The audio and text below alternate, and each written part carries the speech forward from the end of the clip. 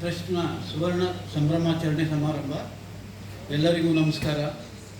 ವೇದಿಕೆಯ ಮೇಲೆ ಆಸೀನರಾಗಿರುವ ಹಂಸಜ್ಯೋತಿ ಟ್ರಸ್ಟ್ನ ಸುವರ್ಣ ಸಂಭ್ರಮಾಚರಣೆ ಸಮಾರಂಭದ ಅಧ್ಯಕ್ಷತೆಯನ್ನು ವಹಿಸಿರುವ ಶೇಷಾದ್ರಿಪುರಂ ಶಿಕ್ಷಣ ದತ್ತಿಯ ಗೌರವ ಪ್ರಧಾನ ಕಾರ್ಯದರ್ಶಿಗಳು ನಾಡೋಜ ಡಾಕ್ಟರ್ ಓಡೆ ಪಿ ಕೃಷ್ಣರವರೇ, ಸಮಾರಂಭದಲ್ಲಿ ಮುಖ್ಯ ಅತಿಥಿಗಳಾಗಿ ವೇದಿಕೆ ಮೇಲೆ ಆಸೀನರಾಗಿರುವ ಅಬಕಾರಿ ಇಲಾಖೆ ಮಂಡ್ಯ ಜಿಲ್ಲೆಯ ಉಪ ಆಯುಕ್ತರಾದಂಥ ಡಾಕ್ಟರ್ ಬಿ ಆರ್ ಹಿರೇಮಠರವರೇ, ಹಿರಿಯ ಪತ್ರಕರ್ತರು ಹಾಗೂ ಸಾಹಿತಿಗಳು ಆಗಿರುವ ಶ್ರೀ ಜಾಣಗೆರೆ ವೆಂಕಟರಾಮಯ್ಯರವರೇ, ಕಿದ್ವಾಯ್ ಸ್ಮಾರಕ ದತ್ತಿ ಆಸ್ಪತ್ರೆಯ ನಿರ್ದೇಶಕರಾಗಿ ನಿವೃತ್ತರಾಗಿರುವ ಡಾಕ್ಟರ್ ಶ್ರೀ ರಾಮಚಂದ್ರ ಅವರೇ, ಕೊಳ್ಳೇಗಾಲದ ಮಾಜಿ ಶಾಸಕರು ಮತ್ತು ಹಂಸಜ್ಯೋತಿ ಟ್ರಸ್ಟ್ನ ಮಾಜಿ ಅಧ್ಯಕ್ಷರು ಆಗಿರುವ ಶ್ರೀ ಎಸ್ ಬಾಲರಾಜರವರೇ, ಪೊಲೀಸ್ ಉಪಾಧೀಕ್ಷಕರು ಬಿ ಎಸ್ ಮೋಹನ್ ಕುಮಾರ್ರವರೇ, ಪ್ರಖ್ಯಾತ ವಾಣಿಜ್ಯೋದ್ಯಮಿಗಳು ಸಮಾಜ ಸೇವಕರು ಆಗಿರುವ S T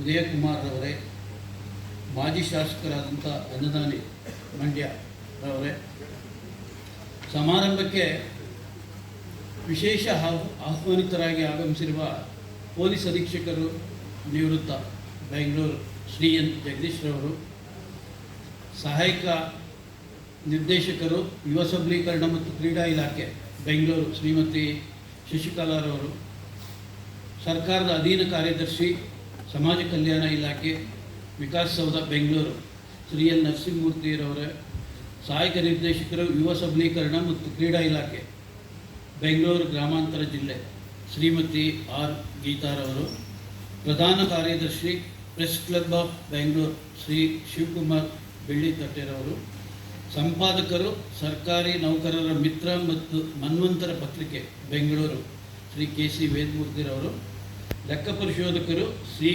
ತಾಳಸಯ್ಯ and company Bengaluru Shri K Anjan ಕುಮಾರ್ರವರು, ಕೃಷಿಕರು ಹಾಗೂ ಸಮಾಜ ಸೇವಕರು ಬೆಂಗಳೂರು ಶ್ರೀ ಜಯಕುಮಾರ್ ಅವರು, ಮಾಲೀಕರು Shri Gurushri videos Bengaluru Shri ಶ್ರೀನಿವಾಸರವರು.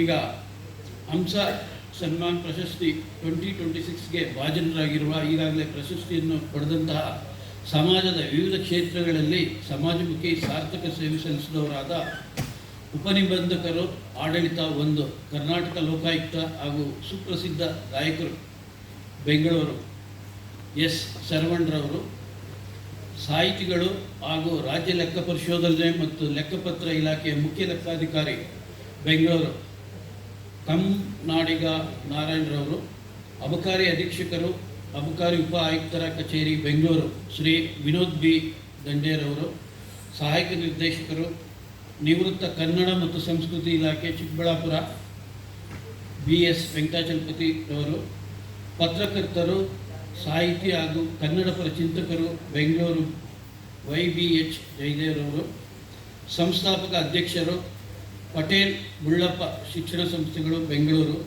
Doctor B M Patel ಪಾಂಡೂರವರು, ದೇಹದಾಡಿಯ ತರಬೇತುದಾರರು ಬೆಂಗಳೂರು ಶ್ರೀ ಶ್ರೀನಿವಾಸ ಗೌಡರವರು, ಹಿರಿಯ ಡೊಳ್ಳು ಕಲಾವಿದರು ರಾಮನಗರ ಶ್ರೀನಿವಾಸರವರು, ಜಾನಪದ ಗಾಯಕಿ ರಂಗನಟಿ ಹಾಗೂ ಸಾಂಸ್ಕೃತಿಕ ಸಂಘಟಕರು ಬೆಂಗಳೂರು ಶ್ರೀಮತಿ ಸವಿತಾ ಅಕ್ಕ ಗಣೇಶ್ ಪ್ರಸಾದ್ರವರು, ಸಂಸ್ಥಾಪಕ ಅಧ್ಯಕ್ಷರು ವಿಶ್ವಮಾನವ ಯುವ ವೇದಿಕೆ ಬೆಂಗಳೂರು ಡಾಕ್ಟರ್ ಮಧುರಾಣಿ ಗೌಡರವರು.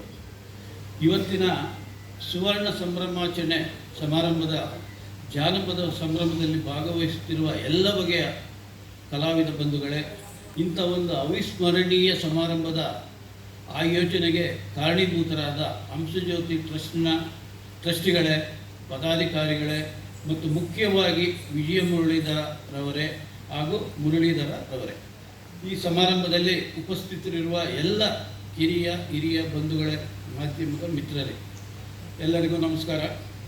ಹಂಸಜ್ಯೋತಿ ಟ್ರಸ್ಟ್ನ ಸುವರ್ಣ ಸಂಭ್ರಮಾಚರಣೆಯ ಈ ದಿನ ಒಂದು ಅವಿಸ್ಮರಣೀಯ ದಿನ ಎಂದು ಭಾವಿಸುತ್ತೇನೆ. ಮನುಷ್ಯ ಸಂಬಂಧಗಳೇ ವ್ಯಾವಹಾರಿಕವಾಗಿರುವ ಕಾಲ ಇದು. ಇನ್ನು ಸಂಘ ಸಂಸ್ಥೆಗಳು ಸಾಮಾಜಿಕ ಸೇವೆ ಎನ್ನುವ ಸೋಗಿನಲ್ಲಿ ಲಾಭ ನಷ್ಟಗಳ ವ್ಯವಹಾರಕ್ಕೆ ಮಾತ್ರ ಸೀಮಿತವಾಗಿರುವ ಪ್ರಸ್ತುತ ದಿನಮಾನಗಳ ಕಾಲಘಟ್ಟದಲ್ಲಿದ್ದೇವೆ. ಇಂತಹ ಸಂಕೀರ್ಣ ಸಂದರ್ಭದಲ್ಲಿ ಸಹಜಮುಖಿಯಾಗಿ ಜನಪರ ಕಾಳಜಿ ಇಟ್ಟುಕೊಂಡು ಕೆಲಸ ಮಾಡುತ್ತಿರುವ ಸಂಘ ಸಂಸ್ಥೆಗಳನ್ನು ದುರ್ಬಿಣಿ ಹಾಕಿಕೊಂಡು ಹುಡುಕಬೇಕಾದ ಪರಿಸ್ಥಿತಿ ಇದೆ. ಆದ್ದರಿಂದಲೇ ವ್ಯವಹಾರ ಹಣಕ್ಕಾಗಿ ಹುಟ್ಟಿಕೊಳ್ಳುವ ಟ್ರಸ್ಟ್ಗಳು ತಮ್ಮ ಆಸೆ ಪೂರೈಸಿದ ನಂತರ ಮುಚ್ಚಿ ಹೋಗ್ತವೆ. ಇಲ್ಲವೇ ಹಣಕಾಸಿನ ವ್ಯವಹಾರಗಳು ಮುನ್ನೆಲೆಗೆ ಬಂದು ಅದೆಷ್ಟೋ ಸಂಘ ಸಂಸ್ಥೆಗಳು ಟ್ರಸ್ಟ್ಗಳು ಕಾನೂನುಬದ್ಧವಾಗಿ ಮುಚ್ಚಲ್ಪಡುವುದನ್ನು ನಾವು ನೋಡಿದ್ದೇವೆ. ಈಗಲೂ ಇಂಥ ಸುದ್ದಿಗಳು ಮಾಧ್ಯಮದಲ್ಲಿ ದಿನವೂ ಕಾಣುತ್ತೇವೆ. ಆದರೂ ಸದಾಶಯದಿಂದಲೇ ಹತ್ತಾರು ಸಂಘ ಸಂಸ್ಥೆಗಳು ಟ್ರಸ್ಟ್ಗಳು ನಾಯಿ ಕೊಡೆಯಂತೆ ಹುಟ್ಟಿಕೊಳ್ಳುತ್ತಿವೆ.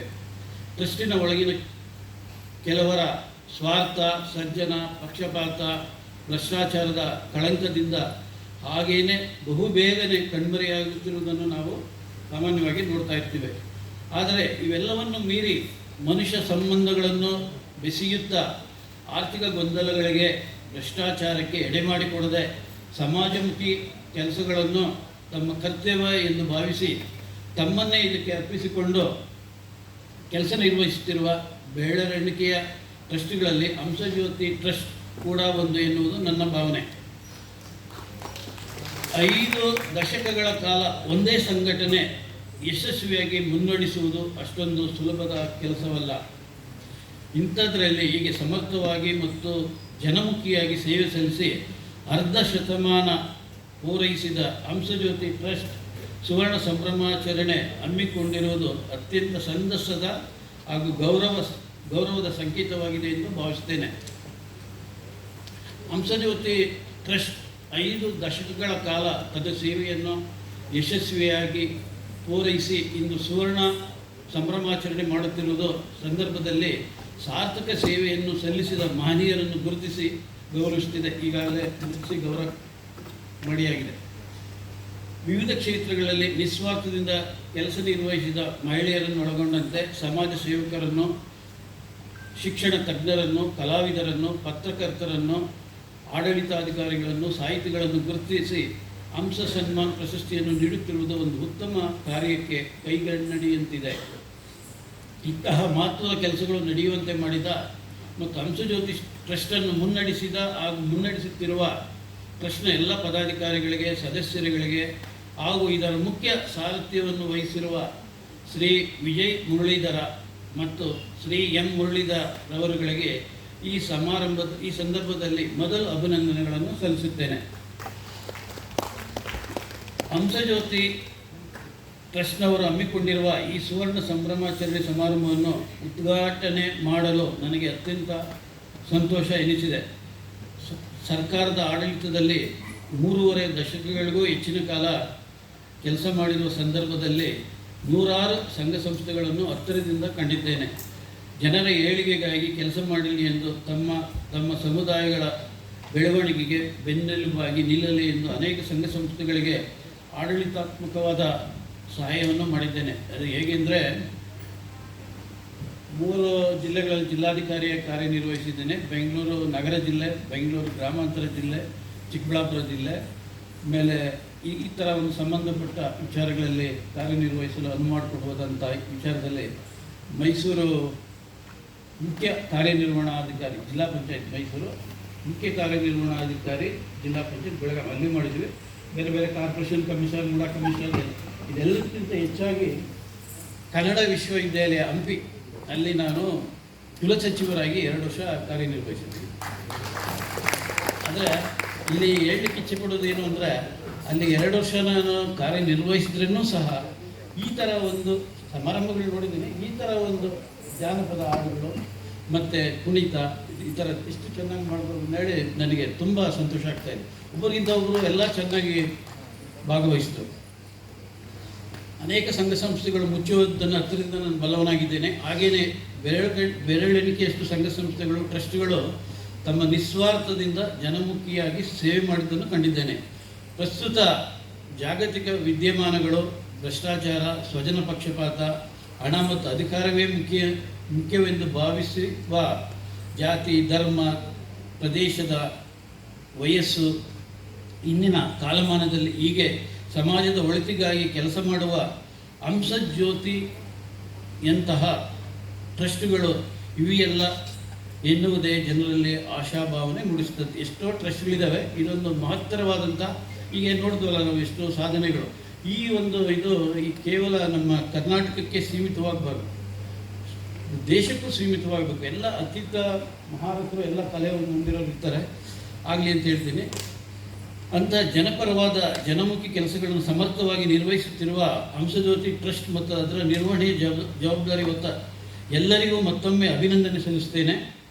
50 ವರ್ಷ ಯಶಸ್ವಿಯಾಗಿ ತನ್ನ ಕೆಲಸಗಳನ್ನು ನಿರ್ವಹಿಸಿದ ಹಂಸಜ್ಯೋತಿ ಟ್ರಸ್ಟ್ ಹೀಗೆ ಮುಂದೆಯೂ ಜನಮುಖಿಯಾಗಿ 106 ವರ್ಷಗಳ ಕಾಲ ಪೂರೈಸಲಿ.